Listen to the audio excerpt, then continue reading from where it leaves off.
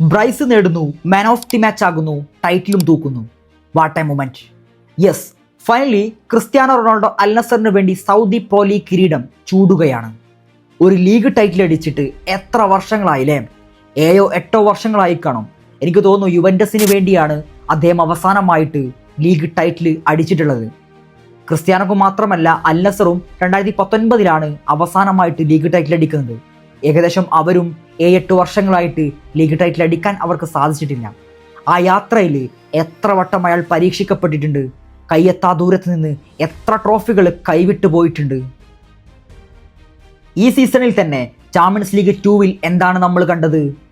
Japanese ക്ലബ്ബായ ഗാംബ ഒസാക്കക്കെതിരെ ഫൈനലിൽ പരാജയപ്പെടുന്ന കാഴ്ച കണ്ടു. സ്ട്രെങ്ത് കൊണ്ടും മൂല്യം കൊണ്ടും എല്ലാം കൊണ്ടും എതിരാളികളെക്കാൾ എത്രയോ മുമ്പിലാണ് അൽ നസർ. എന്നിട്ടും ഒറ്റ ഗോളിന് ഫൈനലിൽ പരാജയപ്പെട്ടു അവർ. പണ്ട് ജോസെ മൗറിഞ്ഞ് പറഞ്ഞ പോലെ ഫൈനൽ മത്സരങ്ങളിൽ നന്നായി കളിക്കലല്ല പ്രധാനം, വിജയിക്കലാണ് പ്രധാനം. അത് ജപ്പാനീസ് ക്ലബ്ബ് കൃത്യമായിട്ട് ചെയ്തു. ലഭിച്ച ഒരൊറ്റ അവസരം മുതലെടുത്ത് ക്രിസ്ത്യാനോക്കും അൽ നസറിനും ആ കിരീടം നഷ്ടമായി.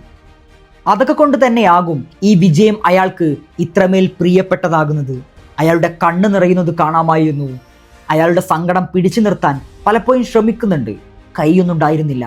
ഇന്നിപ്പോൾ ക്രിസ്ത്യാനോയുടെ ഈ സങ്കടവും കണ്ണീരും കരച്ചിലും ഒക്കെ കാണുമ്പോൾ അതിനെ വിമർശിക്കാനും ട്രോളാനും ആളുകളുണ്ടാകും. ഒരു ലീഗ് ടൈറ്റിൽ അടിച്ചതിനാണോ ഇത്രയും ഷോ ഇറക്കുന്നത്, അതിനു മാത്രം ഉണ്ടോ എന്നൊക്കെ ചോദിക്കുന്നവരുണ്ട്. എന്നാൽ കേട്ടോ, കിരീടങ്ങൾ നേടാനും ഗോളുകൾ സ്കോർ ചെയ്യാനും അയാൾ അത്രമേൽ ഇഷ്ടപ്പെടുന്നു. അത്രയും പാഷനേറ്റ് ആയിട്ടാണ് അദ്ദേഹം ഫുട്ബോൾ കളിക്കുന്നത്. ശരിയാണ്, 41കാരനാണ്. സൗദി പ്രോ ലീഗ് ലോകത്തിലെ അത്ര വലിയ ലീഗൊന്നുമല്ല.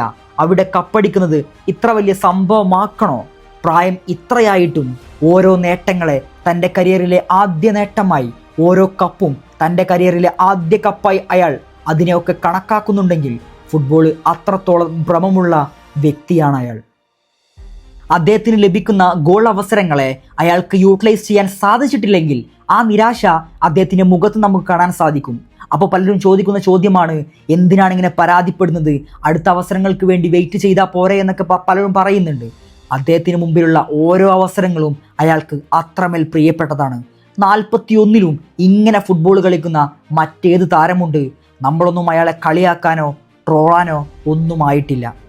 ഈ മത്സരത്തിൽ അവസാനം ഡഗൌട്ടിലിരുന്ന് വിജയം ഉറപ്പിച്ച് പ്രതീക്ഷയോടെ ആ കിരീടം ഓർത്തു നിൽക്കുന്ന ആ ഒരു രംഗമുണ്ടായിരുന്നു ക്രിസ്ത്യാനോയുടേത്. So happy. ക്രിസ്ത്യാനോ ഫാൻസും എല്ലാവരും സന്തോഷവാന്മാരാണ്. വേൾഡ് കപ്പിലേക്കുള്ള ഒരു നല്ലൊരു തുടക്കം തന്നെ ഇന്ന് ലഭിച്ചിരിക്കുകയാണ്.